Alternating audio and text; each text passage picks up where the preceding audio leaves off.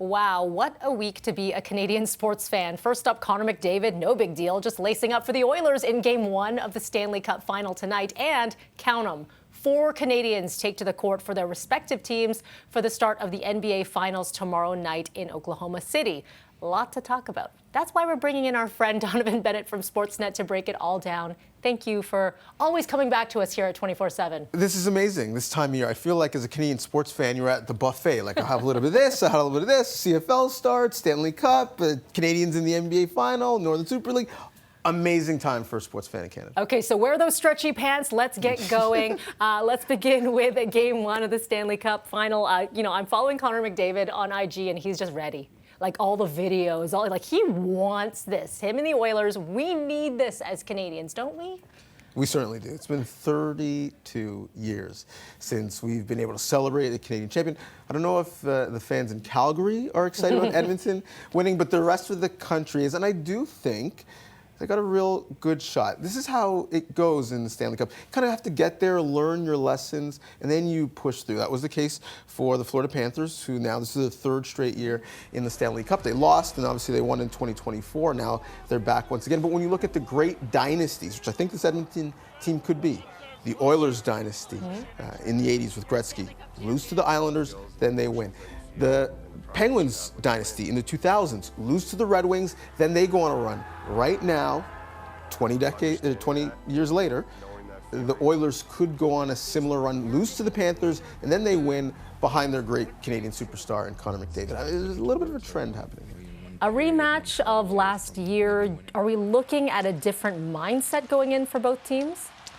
Certainly, I think a different mindset for the Oilers because it's old hat for them. Been there, done that. So much calmer have been their answers dealing with the media. And when you look at it, it's a veteran team, oldest team in the playoffs. There's nothing new about this. They've talked about, and it was quite obvious, the fact that they lost that series a year ago, at the beginning of the series, losing the first 3 games. They adjusted, had to acclimatize to the level, the pressure, and the level of conversation.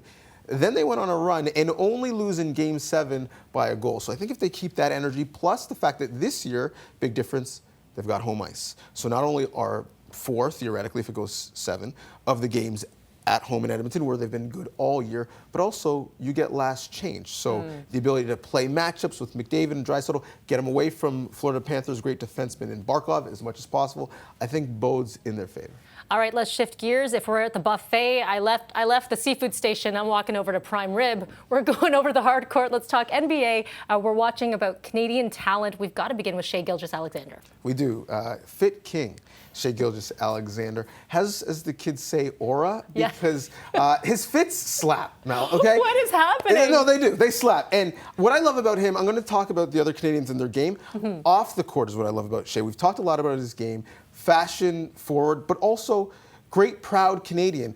Teamed up with Canada Goose for this one-of-one, supporting Canadian brands. But also, I love the fact that he comes back every offseason, lives still in the Hamilton area where he was raised, works out with his high school buddies, drives and picks them up 6 a.m. in the morning, then works out in a garage, like the quintessential Canadian story. He could be anywhere in the world. He lays his roots here. And so his MVP, I'm going to argue that it was really Canadian-made because on the court, off the court, branding, helping his game, he's coming back home to Canada, and that's why we've got another MVP.